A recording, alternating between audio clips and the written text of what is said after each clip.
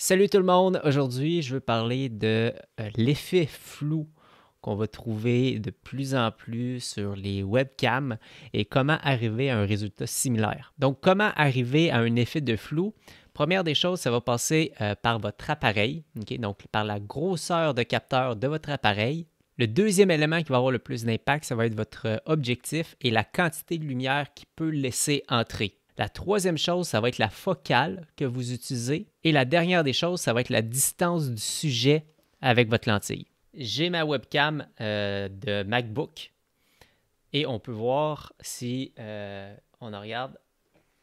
Je ne vais pas me mettre trop loin du micro, mais j'ai aucunement un effet flou. Ma caméra ici va me donner l'effet flou.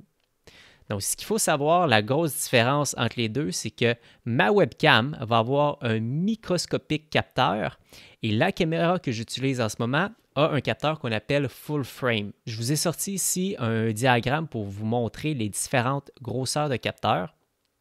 Juste pour vous donner un ordre d'idée, le full frame ici n'est pas à l'échelle évidemment.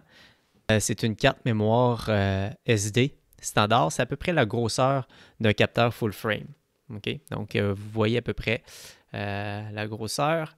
C'est la grosseur du capteur full frame. Quand on regarde la plupart des webcams sur le marché, on va avoir à peu près l'équivalent d'une grosseur de capteur de iPhone. Okay? Donc, lui qui est en bleu ici, que vous pouvez voir. Donc, la réalité, c'est que si vous n'avez pas un appareil du genre, ce ne sera pas possible d'avoir un effet flou, ou du moins, ça va être très limité, la quantité de flou que vous allez pouvoir avoir. Et ça, je tiens à vous le montrer ici, mais c'est des appareils de type lentilles interchangeables. Peut-être certaines personnes wise d'entre vous vont dire « Oui, mais Robin, moi, avec mon téléphone, avec mon iPhone, je suis capable de donner l'effet flou. » Et la réalité, c'est que oui, effectivement, les téléphones vont imiter l'effet flou. C'est-à-dire que ça ne va pas être un effet optique, ça va être un effet numérique.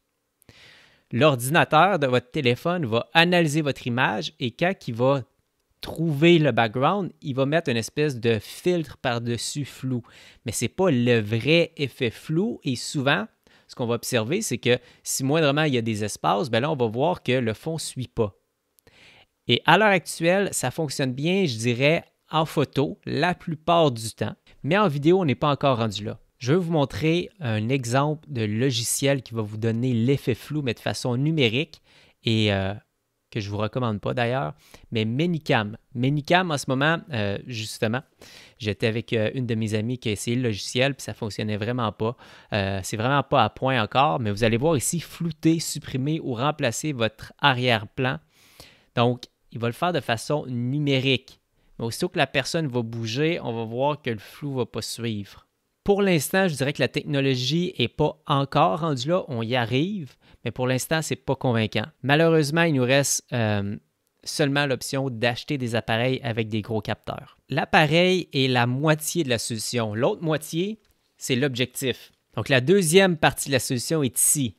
Ça, c'est juste la première. Le critère numéro 1 avec votre lentille, c'est votre ouverture. Ce qui va créer le flou, ça va être une grande ouverture. L'ouverture, c'est l'iris d'une lentille. Okay? C'est à quel point que l'iris est capable d'ouvrir grand pour laisser entrer la lumière. Exactement le même type d'iris que vous avez sur votre œil. Donc, le truc noir qui se dilate puis qui s'ouvre. Une lentille a exactement le même système. Et il y a un effet optique qui est produit quand notre lentille est grande ouverte. Ça va être justement l'effet de flou. Donc, ce qu'il faut retenir, c'est que vous devez avoir une lentille avec une grande ouverture d'iris qui laisse entrer beaucoup de lumière. Donc, il y a une façon de voir si notre lentille est lumineuse et c'est ça ici. Le réflexe, donc on a un appareil avec grand capteur 1, on a coché un truc, mais on n'a pas vraiment une lentille lumineuse. La lentille de base qui vient avec les appareils, on va être capable de lire comme ceci, ces chiffres-là. 18, 55, on va y revenir plus tard, ça c'est la focale. Mais vous allez identifier 1, 2 points, puis là il va y avoir des chiffres.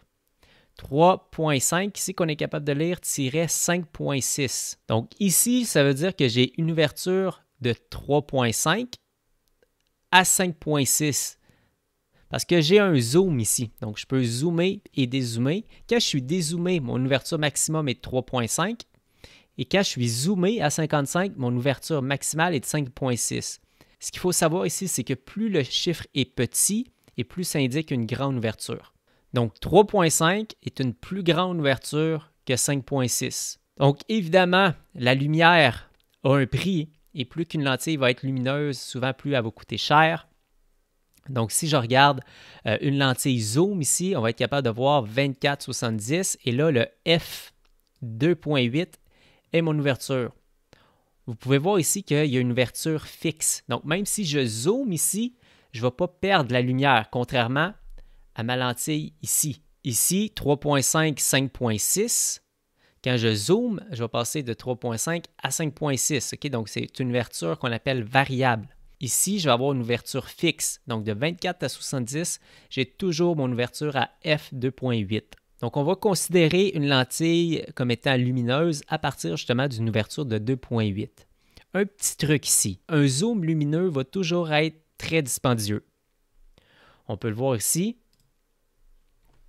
Quand même, juste la lentille ici est 1500 $. Donc, souvent, le truc, c'est d'aller chercher une lentille fixe à grande ouverture. Exemple.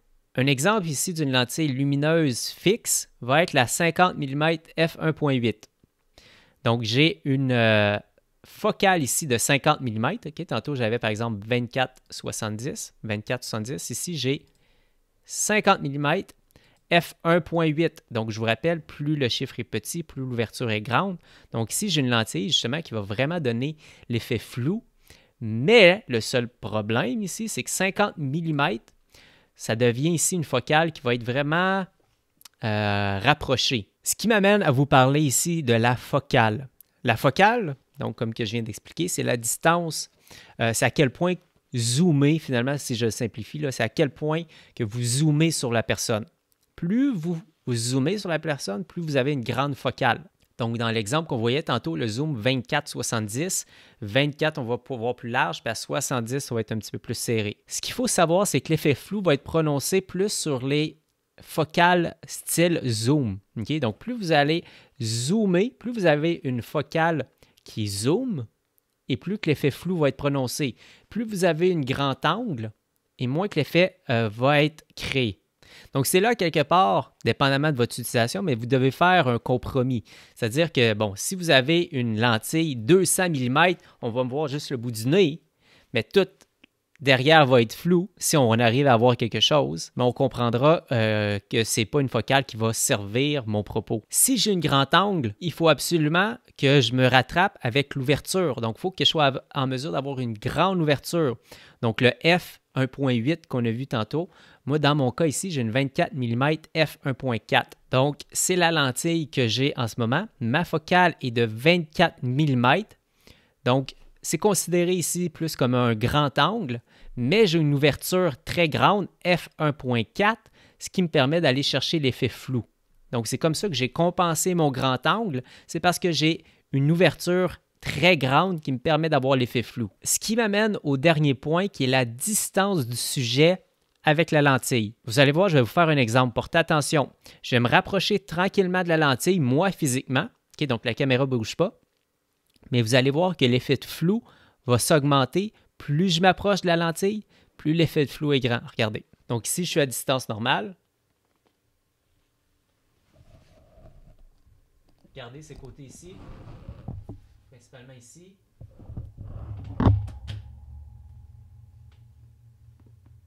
Donc vous voyez à quel point que mon background devient flou plus je m'approche. Donc, le dernier point est la distance du sujet avec la lentille. Donc, j'ai une 24 mm. En ce moment, je suis ouvert à f1.4. Donc, je laisse entrer le maximum de lumière que je peux. Et le fait que je sois quand même assez proche de ma lentille va me permettre d'avoir un effet flou à mon background. Et il va être amplifié, comme vous l'avez vu, plus je me rapproche, plus cet effet de flou-là est présent. Donc, si on fait un petit recap, première des choses, ça va vous prendre un appareil avec un gros capteur. Impossible d'avoir un effet flou sans tricher, sans utiliser des logiciels, avec un appareil à petit capteur. Maintenant que vous avez un appareil à gros capteur, donc quelque chose du genre, vous devez coupler avec une lentille lumineuse. Une lentille lumineuse, ça va être des lentilles justement qui vont faire entrer beaucoup de lumière. Le seul problème, c'est que c'est des lentilles normalement qui vont coûter plus cher. Ma recommandation ici, c'est d'y aller avec une lentille fixe, mais par contre, assurez-vous d'aller chercher une lentille qui va vous permettre quand même de voir assez large pour ne pas vous ramasser avec une lentille qui vous zoome sur le bout du nez puis vous essayez de faire un live avec ça. Après ça, j'ai parlé de la focale. Donc, plus qu'une focale va être zoomée, donc plus qu'une focale va vous rapprocher du sujet, plus ça va créer un flou en arrière. Par contre, si on reste réaliste puis vous voulez l'utiliser derrière un ordinateur, il y a un maximum, un équilibre que vous devez prendre. Donc, ça vous prend quand même une lentille grand angle. Ma recommandation ici est d'y aller avec une focale autour de 35 mm maximum. Au-delà de ça, ça va vraiment vous prendre un espace très, très grand entre vous et la caméra. Et finalement, c'est la distance du sujet avec la lentille. Petite parenthèse, je veux mêler personne, mais quand on parle de focale, ça peut être mélangeant. Ici, j'ai une 24 mm. Mais ce qu'il faut savoir, c'est que moi, j'ai un appareil, comme je vous dirais, avec un gros capteur. Pour faire simple, si je prends ma 24 mm et je la mets sur un appareil avec un capteur APS-C, le capteur orange dans le cas ici, il va avoir... Ma 24 mm il va falloir que je multiplie par 1,5. 24 mm fois 1,5, ça fait 36. Donc, ma lentille devient l'équivalent d'une 36 mm. Si je vous fais une démonstration, je vais sur mmcalc.com. C'est un site qui va vous permettre de calculer l'équivalence de votre focale. Donc, je vous rappelle, moi, ma recommandation, c'est d'y aller avec maximum une 35 mm.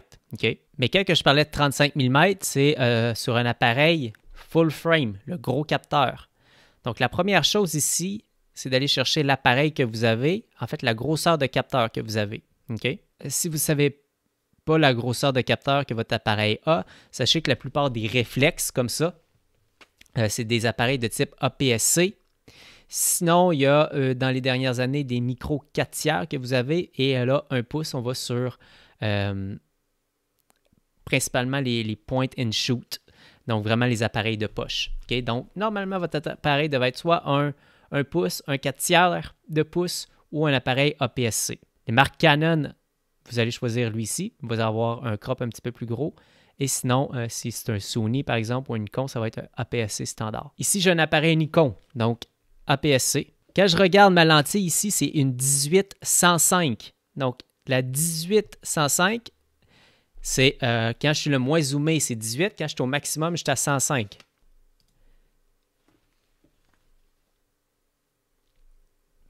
Donc, ma 18 mm ici, ma 18-105 me donne en fait une 27 mm.